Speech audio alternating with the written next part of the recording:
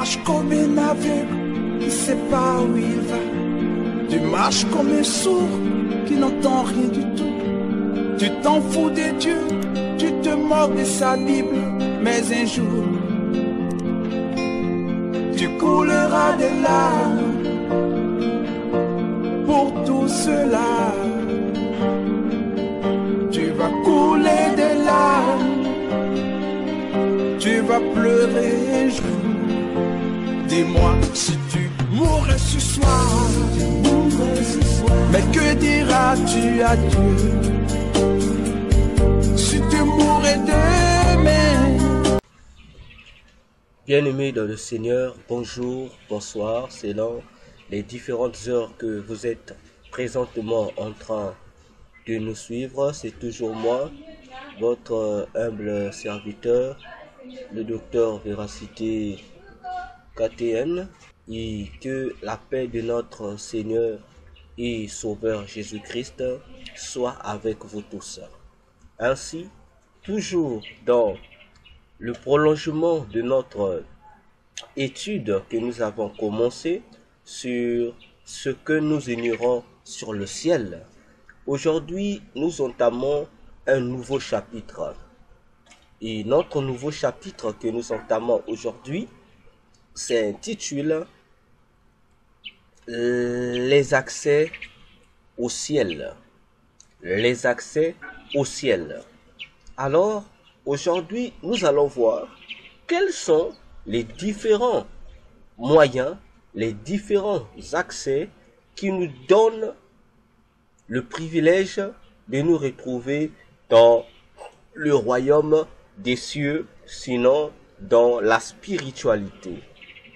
Alors, bien-aimés, depuis le début de cet enseignement, nous avons parmi les passages qui nous servent comme passage de base, nous avons Job 38, le verset 33, que je vais lire au nom de notre Seigneur Jésus-Christ.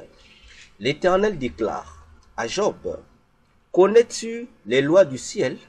Règles-tu son pouvoir sur la terre ?» Je reprends Job 38, verset 33. « Connais-tu les lois du ciel? Règles-tu son pouvoir sur la terre ?» Alors, bien-aimés dans le Seigneur, nous avons dit dernièrement que cette question que Dieu pose à Job, c'est une question qui nous cache plusieurs secrets. Parce que la question demande à Job s'il connaissait les lois du ciel.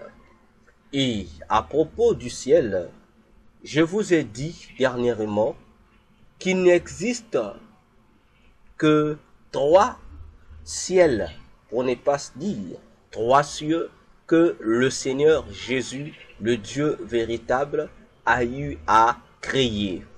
Nous avons dit, il y a le premier ciel, qui est, si nous partons du comptage par rapport à nous les humains, le premier ciel, c'est le ciel des humains, encore appelé la terre bleue ou les globes terrestres. Ainsi, le deuxième ciel, après notre globe terrestre, vient le ciel satellitaire, c'est-à-dire qui est l'endroit où Dieu a eu à fixer les luminaires, les galaxies, les comètes et autres composants qui composent cet espace que nous appelons encore le ciel spatial. Voyez-vous? Donc, après ce deuxième ciel, qui est le ciel luminaire, il y a le troisième ciel qui est la demeure de notre Dieu, la demeure du véritable Dieu qui est le Dieu de la Bible. Et concernant notre étude, c'est exactement ce troisième ciel qui constitue l'objet de notre étude. Voyez-vous? Et nous avons vu avec vous qu'en dehors de ces 3 cieux créés par Dieu, il y a des faux cieux qui ont été créés ou inventés par l'ennemi de Dieu, l'adversaire de Dieu, qui est Satan, accompagné de ces différents démons. Ainsi, bien-aimés, en ayant connaissance de ces trois cieux existants dans la pensée de Dieu, la question que Dieu pose à Job dans Job 38, le verset 3, voyez-vous, c'est une question dans laquelle, en même temps, Dieu nous montre que chaque ciel a ses propres règles, a ses propres propriétés, sinon a ses propres lois. Je répète, dans la question que Dieu pose à Job, celle de savoir si Job connaissait les lois du ciel et savait-il régler leur pouvoir sur la terre, alors, étant donné qu'il existe trois cieux, donc, en même temps, cette question posée à Job est pour nous également une connaissance, une révélation, un enseignement que le Seigneur Jésus-Christ nous donne, ce qui consiste à nous faire savoir que chacun des trois cieux a ses propres règles et a ses propres propriétés ou lois. Par exemple, dans le premier ciel, vous avez l'oxygène, la couche d'ozone qui nous protège contre les rayons solaires, les rayons ultraviolets et autres. Mais tandis que dans le deuxième ciel, il n'y a pas d'oxygène là-bas. Dans le deuxième ciel qui est le ciel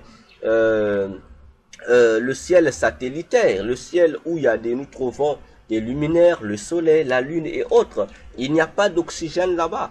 Voyez-vous, comme celui que nous avons ici sur la terre, qui nous permet de vivre, qui nous permet de respirer.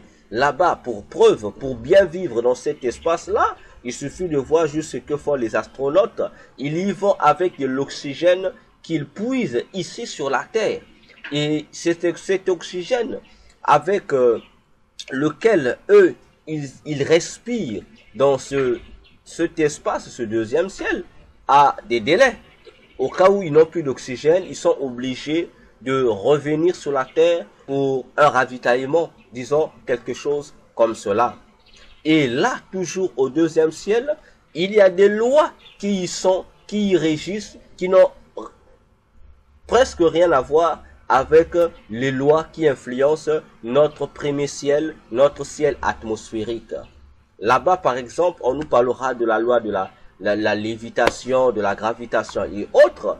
Voyez-vous, où il y a des choses qui ne sont pas statiques comme sur la terre ici, mais là-bas, les choses sont mouvantes. Voyez-vous, les choses sont mouvantes. Là-bas, les choses sont suspendues dans le vide. Voyez-vous, parce que là-bas, ce monde-là, ce deuxième ciel, cet espace vital-là est régi par d'autres lois. De même, au-delà de ce deuxième ciel, il y a le troisième ciel qui est la demeure de Dieu. Là aussi, le troisième ciel a ses propres lois qui sont différentes des autres lois des deux premiers cieux. Voyez-vous? Donc, retenons une fois pour toutes que chaque endroit, chaque ciel a des lois qui diffèrent d'un ciel à un autre. Voyons-nous? Ainsi, cette question divine est une question qui nous amène dans les profondeurs de la sagesse divine. Car la connaissance de ces lois célestes nous permet de répondre à la seconde question du même verset. C'est de savoir comment régler le pouvoir du ciel sur la terre. Voyez-vous? Parce que il faut être un connaisseur du ciel pour mieux vivre sur la terre.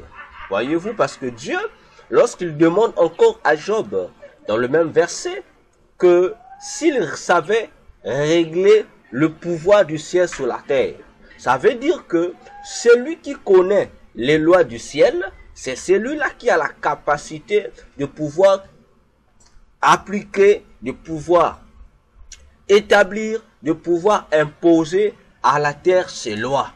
Ce qui nous montre ici que entre la terre et le ciel, il y a un principe de domination, il y a un principe d'influence que le ciel exerce sur la terre.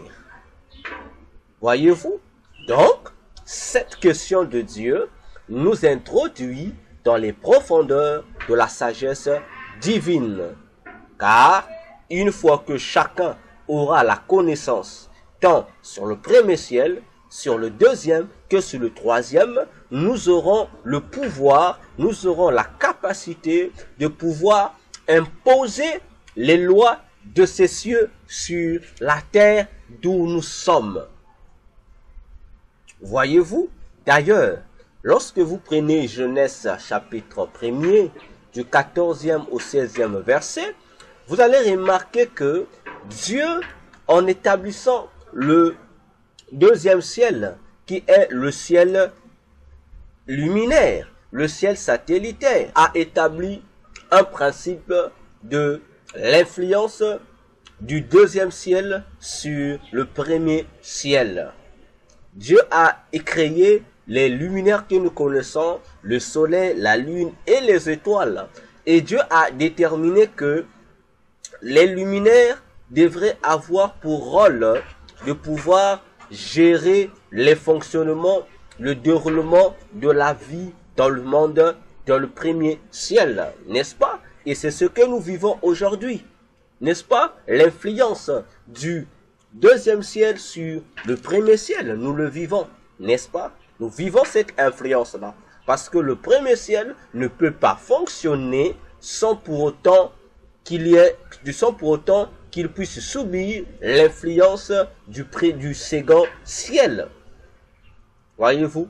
Tout comme aussi, le second ciel ne peut pas survivre si elle se détache de l'influence du troisième ciel qui est la demeure de Dieu, parce que c'est le troisième ciel, le royaume des cieux, qui détient sous son pouvoir le deuxième ciel et le premier ciel, tout en respectant un ordre logique. Voyez-vous? Parce que nous avons les mois, les jours, les saisons et autres. Or, ce qui nous permet d'avoir nos jours, ce qui nous permet de déterminer nos calendriers, ce qui nous permet de déterminer nos époques, nos temps, c'est quoi? Ce sont les effets du monde, du deuxième monde, qui est le monde satellitaire, le monde spatial sur notre monde atmosphérique. Donc, sans le deuxième ciel, le premier ciel ne va pas bénéficier de ces réalités-là. Voyez-vous? Alors, de la même manière que chaque ciel a ses réalités, physiquement parlant, spirituellement parlant aussi, il y a les mêmes réalités, il y a les mêmes réalités, ce sont presque les mêmes influences. Parce que sur le plan spirituel, le troisième ciel influence sur le second ciel, et le second ciel aussi manifeste une sorte d'influence sur le premier ciel qui est notre terre. Pour preuve, vous allez remarquer qu'on vous parlera de l'astrologie. On vous parlera des signes du zodiaque. N'est-ce pas? Job 38, 32, Dieu en parle également. N'est-ce pas? Les signes du zodiaque ou l'astrologie, c'est quoi? C'est simplement, l'astrologie d'abord, c'est simplement l'étude mystique des astres, des étoiles, n'est-ce pas? Qui n'a rien à voir avec l'étude physique ou naturelle des étoiles que nous appelons l'astronomie. Voyez, les agents de Satan ont trouvé des moyens pour pouvoir mettre à jour d'une nouvelle science satanique afin de détruire encore le premier ciel, de nuire à l'existence humaine en inventant cette fausse science qui est l'astrologie, dans laquelle on soumet les vies des gens, on soumet les avenirs des gens, on soumet les destinées des gens à l'influence des démons planétaires, à l'influence des démons qui habitent de manière spirituelle dans chaque planète, dans chaque luminaire. Voyez-vous? Et au fil des années, c'est là que prend naissance et vit le culte des astres, le culte de l'armée des cieux. Voyez-vous?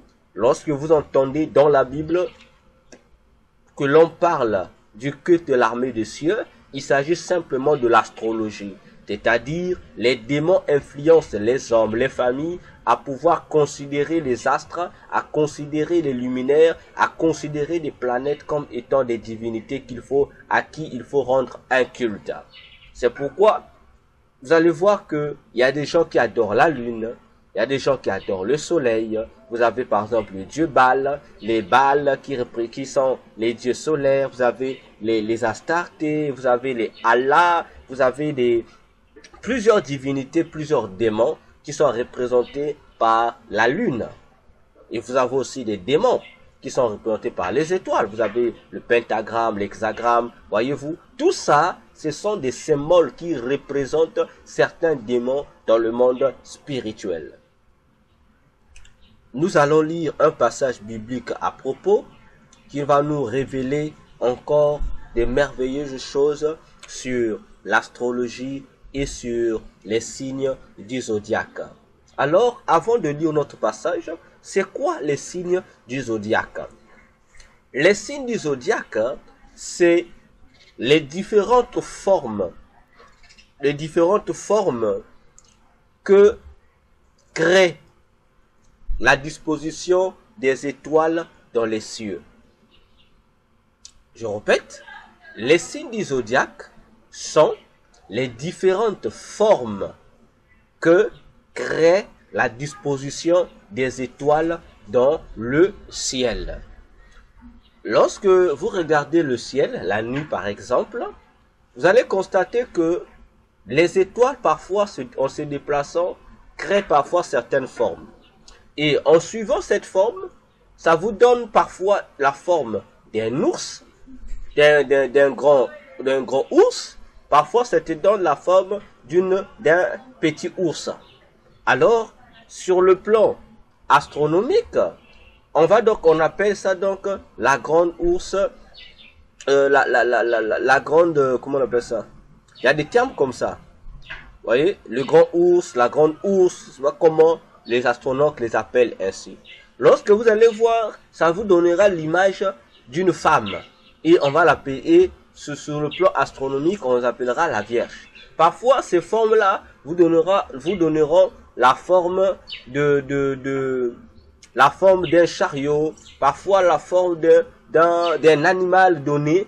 Et ce sont toutes ces formes-là, sur le plan astronomique, on leur donne des noms par rapport à la disposition que créent les étoiles. Donc, chaque disposition des étoiles nous donne une certaine forme, comme à peu près les nuages. Il y a des fois, lorsque vous regardez les nuages vous donnent une image donnée. Vous voyez, ça peut donner l'image des brebis, ça peut donner l'image de ceci. Donc, ce sont toutes ces formes d'images que forment la disposition des étoiles que l'on appelle les signes du zodiaque.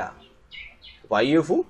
Donc, à partir de ce signe du zodiaque également, fondé sur la magie qui est l'astrologie, les astrologues, les agents de Satan vont donc imposer les hommes au culte de l'armée des cieux, où vous allez voir, il y a des hommes qui adorent, comme je le disais tout à l'heure, adorent les étoiles, les hommes vont même adorer et s'approprier ignoramment de ces signes-là. Ou quelqu'un dira que non, moi, ceux qui sont nés en janvier sont appelés ceci. Ou ceux qui disent non, nous sommes des sagittaires, nous sommes des béliers, nous sommes des ceci. Donc tous ces noms-là que vous prenez, que vous copiez dans les livres d'horoscope, qui ne sont rien d'autre que des miroirs ou des livres de l'astrologie, des livres du zodiaque. Tout ça, on vous consigne au signe du zodiaque, où on attribue désormais à chaque signe du zodiaque des démons qui vous influencent une fois que vous acceptez d'adopter ces signes du zodiaque dans vos vies. Chose que vous devez vraiment prêter attention et éviter et fuir. Prenez les horoscopes, déchirez-les. Évitez l'astrologie, évitez la voyance, évitez d'aller vous faire consulter par les astrologues parce que les astrologues vous mentent. Ils vous mentent. Tout ce qu'ils vous racontent sur votre avenir, ce ne sont que des avenirs fabriqués de toutes pièces par les esprits planétaires, les démons des planètes. Alors, lisons donc notre passage de 2 Rois, chapitre 23, du 1er au 5e verset. 2 Rois chapitre 23, du 1er au 5e verset. Il est écrit: Le roi Josias fit assembler auprès de lui tous les anciens de Juda et de Jérusalem. Puis il monta à la maison de l'Éternel avec tous les hommes de Juda et tous les habitants de Jérusalem, les sacrificateurs, les prophètes et tout le peuple, depuis le plus petit jusqu'au plus grand. Il lut devant eux toutes les paroles du livre de l'Alliance qu'on avait trouvé dans la maison de l'Éternel. Le roi se tenait sur l'estrade et il traitait alliance devant l'Éternel, s'engageant à suivre l'Éternel et à observer ses ordonnances, ses préceptes et ses lois de tout son cœur et de toute son âme, afin de mettre en pratique les paroles de cette alliance écrites dans ce livre. Et tout le peuple entra dans l'alliance. Le roi ordonna à Ilkija, le souverain sacrificateur, aux sacrificateurs du second ordre et à ceux qui gardaient le seuil, de sortir du temple de l'Éternel tous les ustensiles qui avaient été faits pour Baal, pour Astarté et pour toute l'armée des cieux. Et il les brûla hors de Jérusalem, dans les camps du Cédron, dans les champs plutôt du Cédron, et en fit porter la poussière à Béthel. Il chassa les prêtres des idoles, établis par les rois de Juda, pour brûler des parfums sur les hauts lieux dans les villes de Juda et aux environs de Jérusalem. Et ceux qui offraient des parfums à Baal, au soleil, à la lune, au zodiaque et à toute l'armée des cieux. Je prends le verset 6 qui peut aider. Il sortit de la maison de l'Éternel l'idole d'Astarté qu'il transporta hors de Jérusalem vers le torrent de Cédron. Il la brûla au torrent de Cédron et la réduisit en poussière. Et il en jeta la poussière sur les sépulcres des enfants du peuple. Parole du Seigneur. Nous voyons ici l'action magnifique accomplie par le roi Josias, qui prit la résolution de faire contrairement à ses prédécesseurs qui avaient abandonné l'Éternel. Lui, il commence d'abord à se remettre lui-même d'abord dans l'alliance de Dieu, l'alliance dans laquelle sera aussi introduite le peuple par la volonté du peuple pour restaurer l'alliance qui avait été brisée entre le peuple de Juda et l'Éternel. Alors, le roi Josias, en rétablissant l'alliance du peuple entre le peuple et Dieu, va donc décider de nettoyer le pays de Juda de tout ce qui n'était pas de l'Éternel, surtout les cultes des faux dieux, le culte des étoiles, le culte du zodiaque, le culte des idoles. Ainsi, il va donc détruire toutes les idoles, y compris les idoles qui promouvaient le culte de l'armée des cieux, le soleil, la lune et des signes du zodiaque. Voyez-vous, comme pour dire, méfiez-vous des églises où lorsque tu rentres, on te met un signe de l'armée des cieux, c'est-à-dire un signe de l'étoile, un signe du soleil, un signe de la lune ou un signe qui ramène à une forme donnée du ciel que couramment appelé signe du zodiaque. Faites énormément attention et comprenez que ces églises-là sont déjà des églises consacrées et vouées aux esprits impurs, aux démons. Donc, il faut fuir dans ces différentes églises qui n'ont aucun rapport avec la vraie divinité. Voyez-vous? Et toujours dans le sens de montrer spirituellement parlant l'influence des cieux sur la terre, vous avez également les démons qui dirigent nos jours, n'est-ce pas? D'ailleurs, les 7 noms qui comportent nos 7 jours de la semaine sont les noms des démons qui dirigent nos journées du lundi à dimanche. Sur le plan systématique, sur le plan des activités des hommes, sur le déroulement de la vie sociale d'une journée. Alors, bien-aimés dans le Seigneur, vous devrez donc prendre conscience. Ce qui m'emmène encore à vous dire ici que il n'y a que celui-là qui a déjà été au ciel qui soit capable de parler des choses du ciel. Soit du premier ciel, soit du deuxième ciel, ou soit du troisième ciel. Il n'y a que nous qui vivons sur la terre ici, qui sommes bien placés pour informer sur ce qui se passe au premier ciel. N'est-ce pas? Tout comme il n'y a que les astronautes, par exemple, qui sont les habitués du deuxième ciel, qui sont bien placés pour nous expliquer les réalités du deuxième ciel, les réalités qui se passent là où il y a des luminaires. Voyez-vous? Parce que eux, ils sont habitués à y aller, ils savent il y a quoi là-bas, ils connaissent toutes ces choses-là. Tout comme aussi, il n'y a que celui-là qui a déjà eu l'opportunité d'aller dans le troisième ciel, d'aller dans la demeure de Dieu, qui est capable de dire au reste des habitants de la terre ce qui se passe dans le royaume des cieux, ce qui se passe au troisième ciel. Je pense que là, il n'y a pas de débat à faire. Voyez-vous? C'est pourquoi j'ai dit, il n'y a que celui-là qui a été au ciel, qui est capable de vous parler des choses du ciel.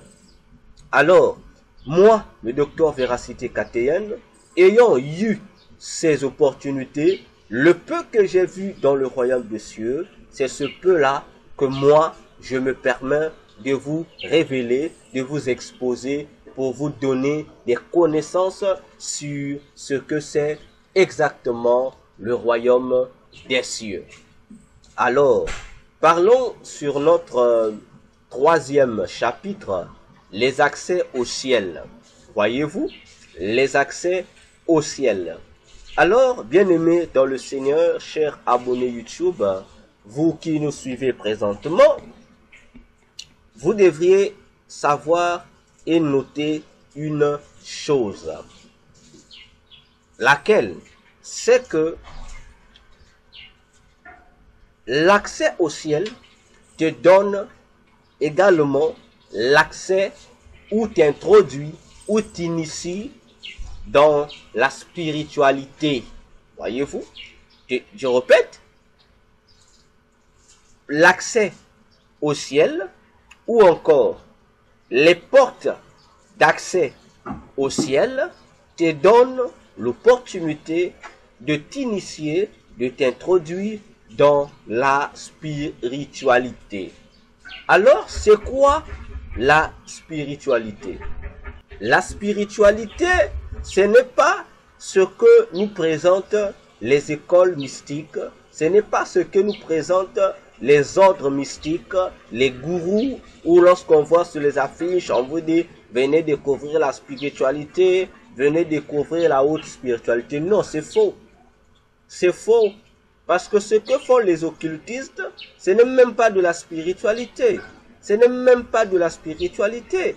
Parce que tout ce qui est science occulte, tout ce qui est mysticisme, tout ce qui est sorcellerie, tout ce qui est magie, tout ce qui est ésotérique, bien aimé dans le Seigneur, n'a aucun rapport avec la spiritualité proprement dite. Parce que même Satan lui-même et ses démons, ils ne sont pas spirituels. Non, ils ne sont pas spirituels. Voyez-vous, Satan et ses démons ne sont pas spirituels. Alors, comme ce sont eux qui ont inventé des fausses spiritualités, ils baptisent de sorcellerie, magie, fétichisme, tout ce que vous connaissez là, qui forment ce qu'on appelle les sciences occultes là. Comme ça appartient à Satan et à ses démons, comme eux qui sont les fondateurs de ces fausses sciences là, eux-mêmes ne sont pas spirituels, automatiquement, tous ceux qui épousent les sciences occultes, tous ceux qui rentrent dans la magie, tous ceux qui rentrent dans le fétichisme, tous ceux qui rentrent dans l'ésotérisme, tous ceux qui pratiquent la sorcellerie, peu importe la forme, peu importe le pays, sachez-le que vous n'êtes pas spirituel. Donc le fait que les gourous mystiques, le fait que les faux prophètes vous parlent de la haute spiritualité ou de la véritable spiritualité ou de tout ce qu'ils vous racontent là, ce ne sont que des bobards, ce ne sont que des mensonges qui vous font faire. C'est de la prétention parce que aucun d'eux n'est spirituel. Attention avec la spiritualité. Lorsqu'on parle de la spiritualité, il s'agit de la vie du grand esprit, de la vie du grand esprit.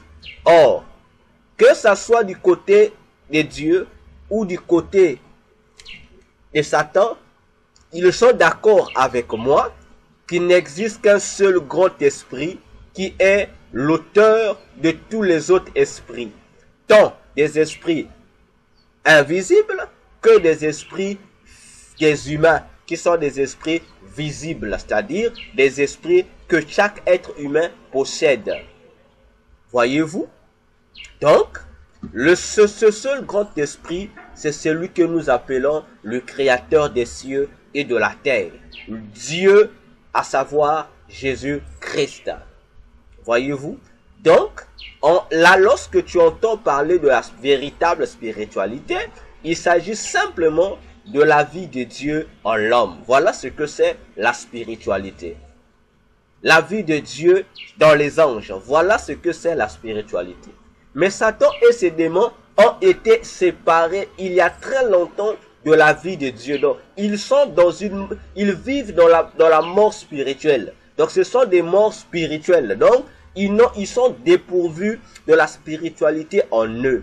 Alors, toi qui perds ton temps pour aller te faire initier dans les choses, dans les pratiques occultes, dans les sciences occultes, dans les écoles à mystère, dans les ordres, je ne sais pas comment vous les ordres mystiques, sache-le que ce que tu exerces là, ça n'a rien à voir avec la spiritualité. Tu pratiques au contraire une spiritualité morte qui n'a rien à voir avec le grand esprit.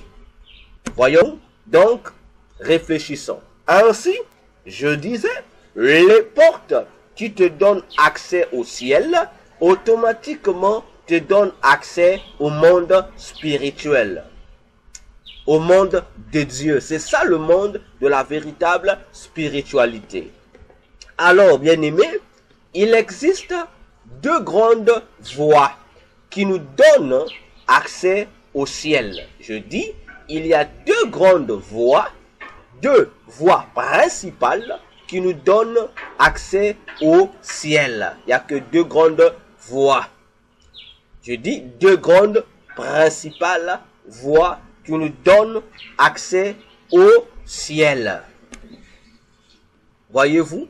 Et j'ai souvent l'habitude d'appeler ces deux grandes voies par les deux principaux aéroports du monde de l'au-delà. Parce que ici, pour accéder au ciel, ça veut dire que nous quittons le monde physique. Le premier ciel, nous quittons. Le deuxième ciel, nous quittons pour nous retrouver dans le troisième ciel, nous l'avons déjà dit, qui est un ciel spirituel, qui est un ciel invisible aux organes de sens de l'homme. Il n'y a que les organes de sens spirituels de l'homme qui peuvent palper ce troisième ciel ou ce monde spirituel. Ainsi, bien-aimés dans le Seigneur, les voies ou les deux aéroports qui nous emmènent à effectuer ce voyage dans le royaume de Dieu, il n'y a que deux, bien-aimés, deux principaux, pas il n'y a que deux, mais deux principales moyens, deux principaux moyens. Le premier moyen ou le premier canal qui nous donne accès au royaume de Dieu, c'est la sortie du corps. Voyez-vous, la sortie du corps, courant autrement encore appelé par voyage astral. Ok? il y a la sortie du corps, autrement encore appelé voyage astral. Attention, aujourd'hui, cette expression voyage astral, sortie du corps, devient l'une des armes que les agents de Satan, ceux qui pratiquent la fausse spiritualité, utilisent pour séduire les églises et les chrétiens du monde entier. Voyez-vous? Donc, faites attention. Il y a la sortie astrale ou le voyage astral ou la sortie du corps selon Dieu et les voyages hors du corps selon le monde des ténèbres. Ne confondons pas ces deux choses. Nous allons lire la parole de Dieu. Nous allons lire dans Apocalypse 1, le verset 10. L'apôtre Jean écrit: « Je fus ravi en esprit au jour du Seigneur, et j'ai entendu derrière moi une voix forte comme le son d'une trompette. » Je peux m'arrêter par là. Vous voyez ici, Jean nous explique un phénomène, une expérience spirituelle qu'il vient de vivre. Il se retrouve à Éphèse, n'est-ce pas, sur l'île d'Éphèse. Et pendant que lui, il est là, physiquement à Éphèse, mais spirituellement, son esprit va effectuer un voyage, indépendamment de sa volonté, indépendamment de ses pensées. Il va effectuer un voyage spirituel, c'est-à-dire son esprit va sortir de son corps pour aller se retrouver dans une destination qui lui était inconnue. Il va se retrouver dans un certain endroit de l'au-delà. J'ouvre une parenthèse ici. Lorsque ton esprit sort de son corps, lorsque ton esprit quitte son corps, sache que ton esprit va au-delà du monde physique. Ton esprit se retrouvera dans un autre monde qui existe après la vie. D'où vous écoutez les gens vous parler de la vie après la vie. C'est-à-dire au-delà de cette vie physique que toi et moi nous expérimentons, que toi et moi nous sommes en train de vivre, il y a une autre vie. La vie de l'au-delà. La vie du monde spirituel, l'au-delà, c'est-à-dire ce qui est au-delà de notre espace physique, c'est l'au-delà. Et l'apôtre Jean ici va subir ce voyage-là, il va le subir. Pendant que lui, il était là à Éphèse, il sera transporté en esprit. Donc, son esprit va quitter son corps pour se retrouver dans un endroit de l'au-delà. Et dans cet endroit où son esprit va se retrouver, l'apôtre Jean sera interpellé par une voix. Et si vous suivez la suite des versets, Apocalypse 1, verset 11 et jusqu'à la fin, vous allez comprendre que la personne qu'il voit, la personne qu'il appelle, n'était personne d'autre que le Seigneur Jésus-Christ en personne. Ainsi, donc, ce voyage subi par l'apôtre Jean, c'était pour répondre à une invitation de la part du Seigneur Jésus. Une invitation à l'apôtre Jean à retrouver Jésus dans un espace donné de l'au-delà. Voyez-vous? Donc, il va se retrouver dans l'au-delà où il va voir des réalités, le Seigneur Jésus marchant au milieu des 7 chandeliers. Attention! Jean vit cela. Physiquement, son corps se retrouve à Éphèse, mais en esprit, spirituellement, il est ravi. Qu'est-ce qui le ravit? C'est la puissance de Christ qui le sort de son corps, qui le ravit pour l'amener là où Christ voulait le rencontrer, dans l'au-delà. Voyez-vous? Si vous prenez cette fois-ci Apocalypse 4, du 1er au 2e verset, lisons encore, bien-aimés, ce que le même apôtre Jean nous raconte. Apocalypse 4, verset 1 à 2. Jean écrit: après cela, c'est-à-dire après ce premier voyage qu'il va effectuer avec Christ, où il va y voir les chandeliers d'or, il va voir Jésus, Et après avoir reçu tout ce que le Seigneur devrait lui donner dans ce premier voyage, dans cette première expérience de sa sortie du corps, l'apôtre Jean dit, après cela, je regardais et voici une porte était ouverte dans le ciel. Attention. Une porte était ouverte dans le ciel. La première voix que j'ai entendue, comme le son d'une trompette, et qui me parlait, dit, monte ici et je te ferai voir ce qui doit t'arriver dans la suite. Aussitôt, je fus ravi en esprit, et voici, il y avait un trône dans le ciel, et sur ce trône, quelqu'un était assis. Voyez cela? Jean, lorsqu'il reçoit le premier voyage, lorsqu'il est sorti par la puissance de Jésus, de son corps pour se retrouver face à Jésus dans un endroit spécifique, après là, il sera encore transporté de nouveau en esprit, cette fois-ci maintenant dans le ciel. Il va voir une porte qui va s'ouvrir dans le ciel et une voix va lui dire monte. Mais comment Jean devait-il monter? Il y déclare que il fut encore ravi en esprit par la même attraction divine qui va le transporter cette fois-ci dans le ciel. Donc il rentre dans le royaume des cieux, il est transporté dans le royaume des cieux pour un objectif précis, pour lui montrer les choses qui devraient s'accomplir dans la suite des temps, c'est-à-dire pour lui montrer le futur. Parce que ici l'apôtre Jean se retrouve en l'an 90 et Jean, à l'an 90, il sera transporté dans le royaume des cieux en esprit. On va le faire sortir de son corps pour se retrouver en esprit dans le royaume des cieux. Et là, il va recevoir une commission. Il va recevoir des messages prophétiques pour la suite des temps, pour les années à venir, dont notre année, notre année 2023 en fait partie. Voyez-vous?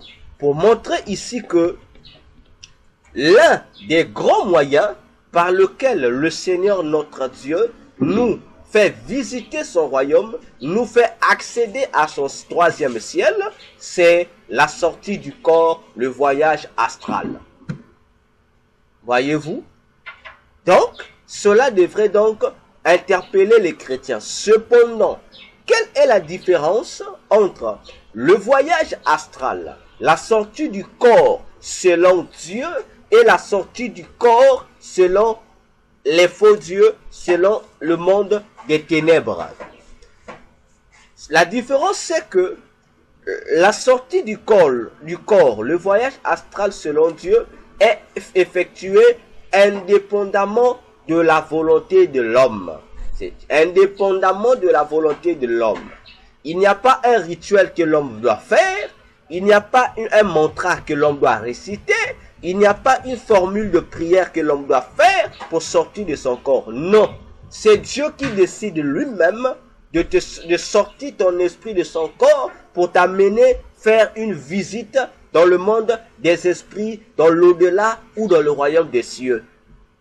Cependant, dans le monde de Satan, il y a des procédures, il y a des rituels qui sont utilisés pour aider l'homme à faire un voyage astral, à sortir de son corps. Voyez-vous?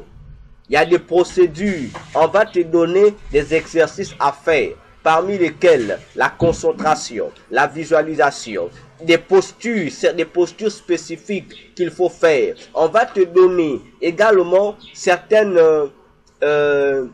formules magiques appelées des mantras que tu dois réciter, mais tout en étant, chaque mantra récité doit obéir à une posture mystique donnée. Voyez-vous? Et il y a ce genre d'exercice qu'on va te donner, que tu vas commencer à faire au fur et à mesure pour que tu effectues un voyage hors de ton corps. Ça ne s'arrête pas là, attention. Dans le monde mystique, il est bien précisé que le voyage astral, la sortie du corps, est un exercice très dangereux à faire. Donc, pour faire ce voyage, tu dois être assisté par un maître spirituel. Tu dois être assisté par un gourou qui doit être là pour t'assister, pour t'aider à faire ce voyage de sortie du corps. Voyez-vous? Et Parce que lorsque tu effectues ce voyage hors de ton corps, lorsque tu effectues un voyage astral, appuyé, aidé à la manière de Satan, il faut que tu sois associé à certains esprits qui sont puissants, à certains maîtres à sanctionner, qui doivent rester là à veiller sur ton corps, qui reste dans l'endroit où tu as fait tes incantations. Et durant tout le long de ton voyage ou de ton pèlerinage dans le monde des esprits, tu dois également être accompagné par d'autres esprits guides ou par ton maître qui t'a initié ou qui est en train de te former dans ce mysticisme-là. Sinon, s'il n'y a pas, si toutes ces conditions mystiques ne sont pas réunies, tu risques, en sortant de ton corps, tu risques de ne plus revenir. Parce que lorsque tu sors, comme tu n'as pas pris les précautions qu'il faut, qu'est-ce qui va se passer? N'importe quel démon qui peut passer par là, n'importe quel esprit qui peut passer par là, peut rentrer dans ton corps.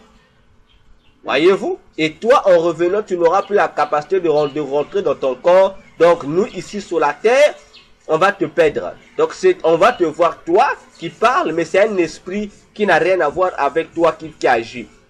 Ou dans le cas contraire, tu risques d'être retenu là-bas comme prisonnier par certains esprits impurs ou par certains démons.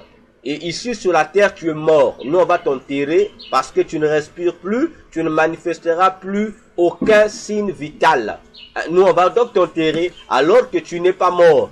Donc, tu as simplement été retenu prisonnier dans le monde des esprits, dans les univers de Satan, d'où tu es allé faire ton pèlerinage ou ton voyage. C'est pourquoi faites attention avec les pasteurs qui commencent à vous enseigner le voyage astro, des sorties du corps. Que je vais aujourd'hui en faire une étude. Comment sortir de son corps. Il faut faire ceci. Il faut faire la visualisation. Oh non, voilà, il faut se concentrer. Il faut te réveiller à telle heure de la nuit. Voilà ce que les prières à répéter. Ne faites pas ça. Lorsque Dieu lui-même veut te faire un voyage astral, lorsque Dieu lui-même veut te faire ces choses-là, Dieu lui-même, il vient te faire sortir de ton corps, où il envoie un ange qui vient, on ne te demande aucune condition. Il n'y a pas de condition à demander. D'ailleurs, nous allons encore prendre un passage de la Bible. Prenons Actes des Apôtres chapitre 10. Vous allez voir quelque chose de merveilleux qui s'est passé ici. Alors, lisons. Actes des Apôtres, chapitre 10. Il y avait à Césarée un homme nommé Corneille, centenier de la cohorte dite italienne. Cet homme était pieux et craignait Dieu avec toute sa maison. Il faisait beaucoup de monde au peuple et priait Dieu continuellement. Vers la 9e heure du jour, il vit clairement dans une vision un ange de Dieu qui entra chez lui et lui dit « Corneille ».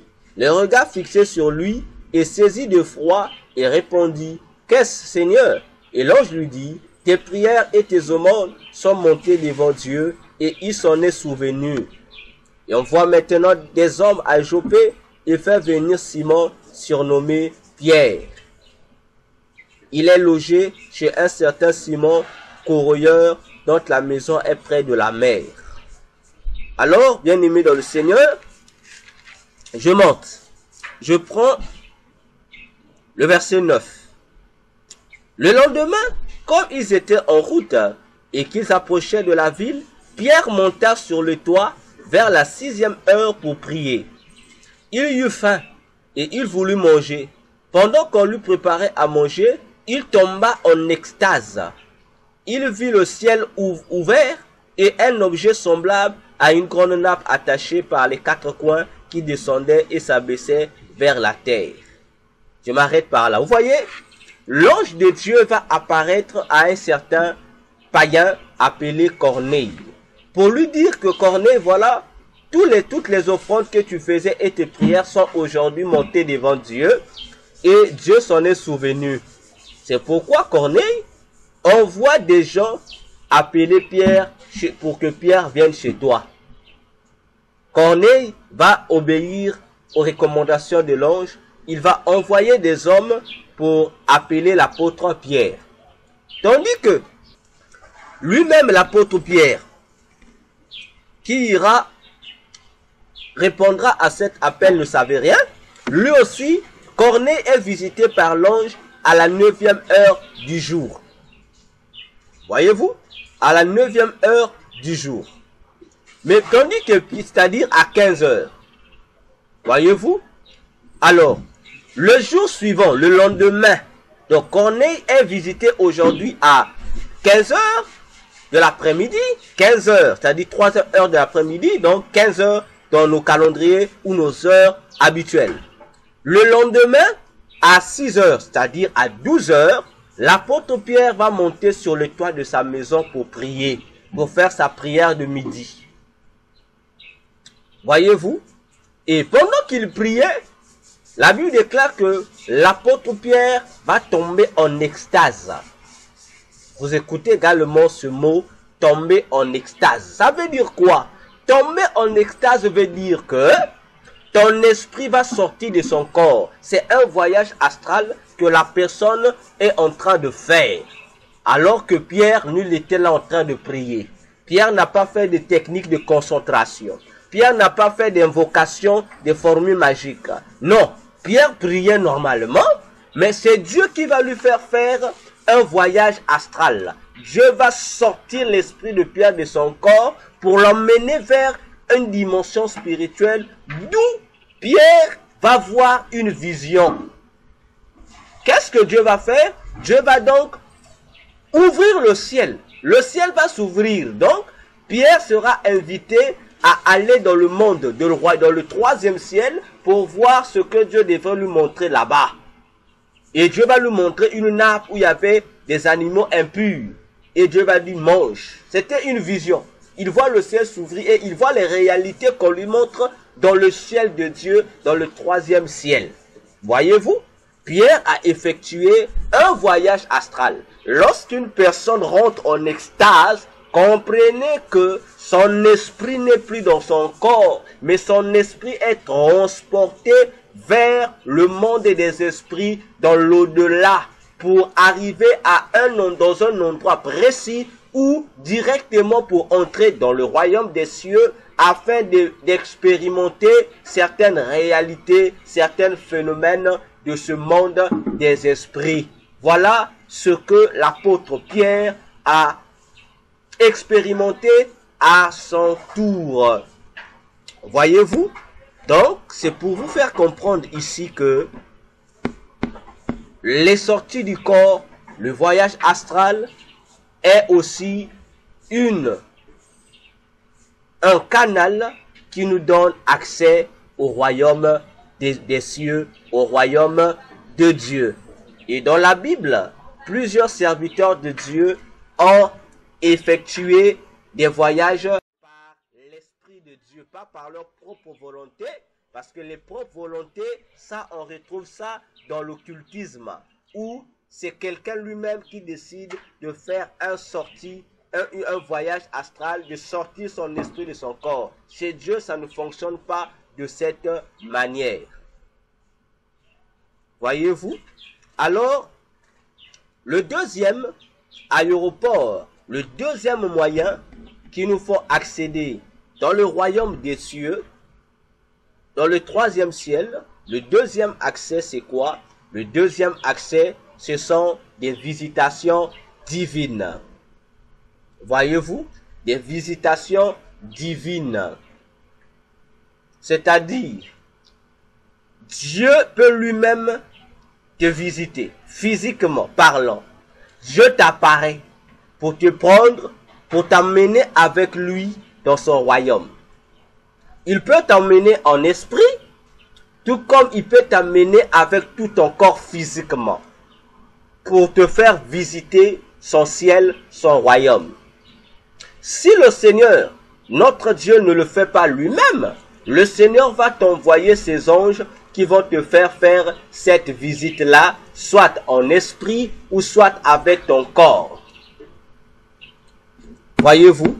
Donc, la visitation divine est aussi l'une l'une des moyens, l'un des aéroports que Dieu utilise pour faire décoller quelqu'un vers son royaume.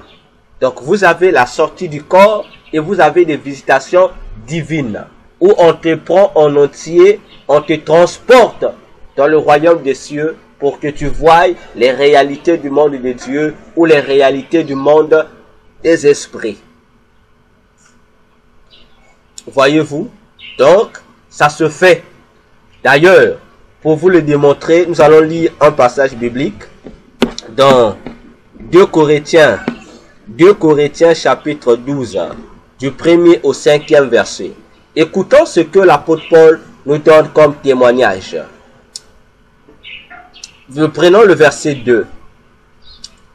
Je connais un homme en Christ qui fut, il y a 14 ans, ravi jusqu'au 3e ciel. Si ce fut dans son corps, je ne sais pas. Si ce fut hors de son corps, je ne sais pas, Dieu seul le sait. Et je sais que cet homme, si ce fut dans son corps ou sans son corps, je ne sais, Dieu le sait. Il fut enlevé dans le paradis et il entendit des paroles ineffables qui n'est pas permis à un homme d'exprimer.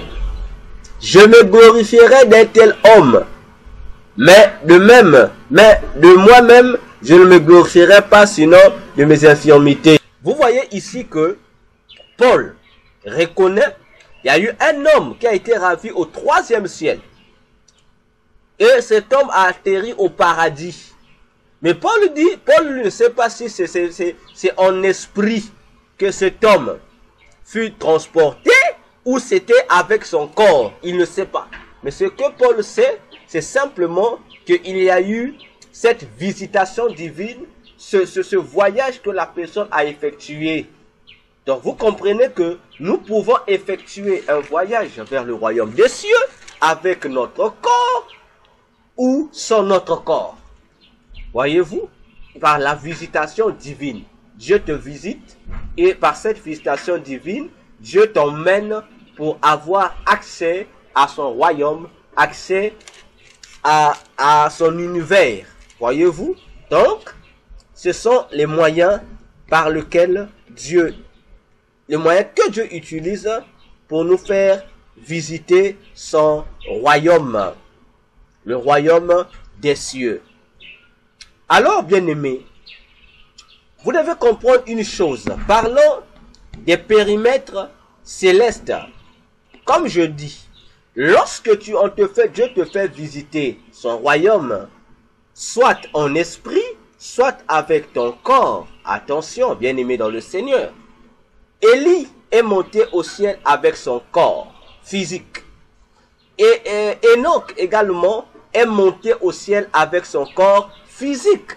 Voyez-vous? Donc eux, ils ont eu accès au ciel avec leur corps physiquement parlant. Ils n'ont pas expérimenté des réalités en esprit, mais eux, ils l'ont vécu de manière physique.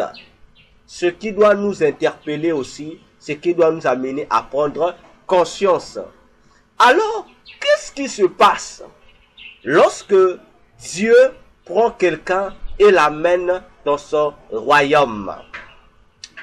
Il y a plusieurs réalités qui se passent. Vous avez vu par exemple dans Apocalypse 4, l'apôtre Jean a vu directement une porte qui s'ouvre dans le ciel. Et lorsque lui, il accède à cette porte-là en esprit, il se retrouve directement dans le royaume des cieux et dans un endroit qu'on appelle la salle du trône. Voyez-vous? Donc, l'apôtre Jean n'a pas subi une certaine procédure donnée pour commencer d'abord par entrer dans la porte centrale du ciel et puis pour accéder dans les autres portes afin de se retrouver dans cette partie du ciel qu'on appelle la salle du trône. Voyez-vous? Alors, s'il nous faut parler de la procédure normale, la procédure officielle pour une personne d'accéder au ciel, c'est que lorsque Dieu va te transporter en esprit, tout comme dans ton corps physique, tu vas te retrouver dans le monde spirituel, appelé l'au-delà. C'est un monde. Dans l'au-delà, tu vas retrouver deux dimensions. Il y a une partie, un camp, un périmètre qui est réservé à Dieu et ses anges, et il y a un autre périmètre qui est réservé à Satan et à ses anges aussi. Alors, nous parlons ici pas du périmètre qui concerne les démons, mais nous parlons du périmètre qui concerne Dieu spécifiquement. Donc, lorsque Dieu te fait faire ce voyage astral où te transporte avec ton corps, tu atterris dans l'au-delà, le monde qui est au-delà de nos sens physiques. Lorsque tu atterris dans l'au-delà, alors tu seras orienté vers un endroit donné. Ok? Un endroit donné, soit on va directement te transporter sur le chemin qui te conduira directement vers le portail, le grand portail du royaume des cieux. Cependant, si tu visites le royaume des cieux en tant que quelqu'un qui venait de mourir, bien aimé dans le Seigneur, il faudrait que tu saches que la voie officielle, je dis, accepter les autres voies, la voie officielle qui te donne accès au ciel, en dehors de ces deux grandes voies que nous avons parlé, des visitations divines, ou encore des voyages astro ou sortis du corps, il y a la voie par excellence, pour ne pas dire excellence, disons, la voie officielle, c'est la mort.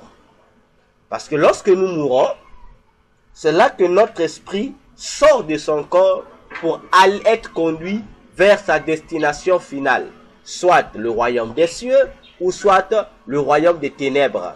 Ok? Alors, pour un croyant, un chrétien qui meurt en Christ, il passe par la voie officielle.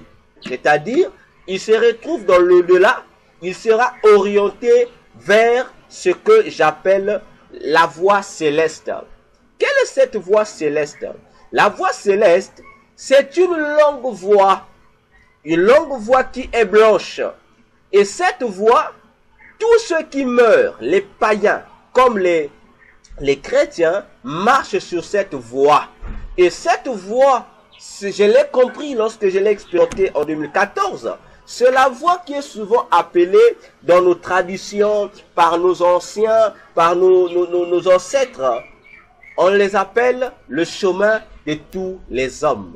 Sûrement, vous avez déjà entendu parler de cette expression, le chemin ou la voie de tous les hommes. Bien-aimés dans le Seigneur, chers abonnés YouTube, vous tous qui me suivez, sachez que cette voie-là de tous les hommes, ou ce chemin de tous les hommes existe dans l'au-delà. C'est la voie par laquelle cheminent tous les morts en Christ, ou comme les morts sans Christ. Parce que cet endroit-là, le décor qui environne ce chemin de tous les hommes, cette grande voie céleste, est décoré par la couleur bleue. Je dis, elle est décorée par la couleur bleue. Elle-même, le chemin, a une couleur blanche éclatante. Alors, le chemin va conduire le mourant jusqu'à un endroit, à un rond-point. Et lorsque vous allez arriver au rond-point, vous allez retrouver des anges là-bas. Dans le rond-point, il y a des anges qui sont là-bas, qui orientent les mourants, qui orientent les arrivants à leur dernière destination. Parce que au-delà de ce rond-point, vous retrouverez, au-delà du rond-point, vous allez retrouver, bien aimés dans le Seigneur, deux voies qui viennent après le rond-point. Donc au départ, vous avez le chemin de tous les hommes, et le chemin de tous les hommes vous conduit vers le rond-point. Et lorsque vous arrivez vers le rond-point, au-delà du rond-point, il y a deux grandes voies qui viennent. Vous avez une voie qui conduit vers la droite et une autre voie qui vous conduit vers la gauche. La voie qui conduit vers la droite est celle qui t'amène vers le royaume des cieux et la voie qui est à gauche te conduit vers le séjour des morts, où vont tous ceux qui sont morts sans Christ, ou tous les chrétiens qui sont morts dans un état de péché, dans un état de rebelle à l'égard de la parole de Dieu ou à l'égard des lois, des recommandations divines. Voyez-vous, bien-aimés? Donc, pendant que tu es encore sur la terre, bien-aimé dans le Seigneur, pendant que tu as encore le souffle de vie, toi qui m'écoutes, c'est pour toi le moment, d'accepter Jésus dans ta vie comme Seigneur et Sauveur, si tu ne l'as pas encore fait.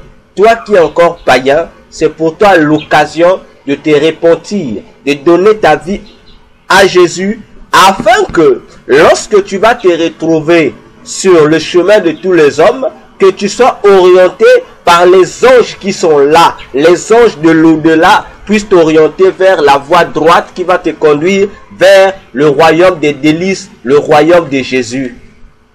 Toi aussi, chrétien qui t'es rétrogradé, toi aussi, chrétien qui aujourd'hui tu as abandonné le Seigneur pour marcher selon les convoitises de ce monde, tu es devenu apostat. Toi, chrétien, qui servais Dieu hier, mais aujourd'hui tu sers Satan parce que aujourd'hui tu es rentré dans les pratiques occultes. Aujourd'hui, à cause de la renommée, à cause de la richesse, tu es allé toucher au fétichisme. Bien-aimé dans le Seigneur, qui que tu sois, serviteur de Dieu, ministre de Dieu, simple frère, simple sœur, simple brebis, peu importe ton titre, je te fais cet appel pour te dire, réponds-toi, reviens à Jésus, viens renouveler ton alliance pour que tu puisses avoir part à ta mort au royaume des cieux. Sinon, c'est le lieu de tourment qui t'attend. C'est vers le lieu de tourment que tu seras orienté. Et là-bas, il n'y a que des pleurs et des grincements des dents. Moi qui en parle, j'en ai expérimenté et je sais de quoi je parle. C'est pour te dire que, bien-aimé dans le Seigneur, une fois que le mourant en Christ meurt, tu te retrouves sur le chemin de tous les hommes. Et sur ce chemin de tous les hommes-là, tu vas marcher, tu vas constater que tu ne seras pas seul. Parce que sur ce chemin de tous les hommes y atterrissent là comme par atterrissage. Les gens sont envoyés là par atterrissage et les âmes des mourants tombent comme des grains de riz par seconde. Il y a des milliers de personnes qui tombent là. Tu marcheras, tu verras derrière toi que tu n'es pas seul, qu'il y a des milliers et des milliers de personnes qui marchent aussi comme toi. Et là, il y a une force attractive qui vous attirera vers jusqu'au rond-point. Je dis, tu marches contre ta volonté. Tu auras même besoin de t'arrêter, mais tu ne peux pas t'arrêter. Il y a cette force attractive qui t'attire, va te conduire jusqu'au rond-point. C'est là où ta marche prend fin. Et au rond-point là, c'est là que toi, le mourant, tu vas subir le pré-jugement. On va te faire un premier jugement.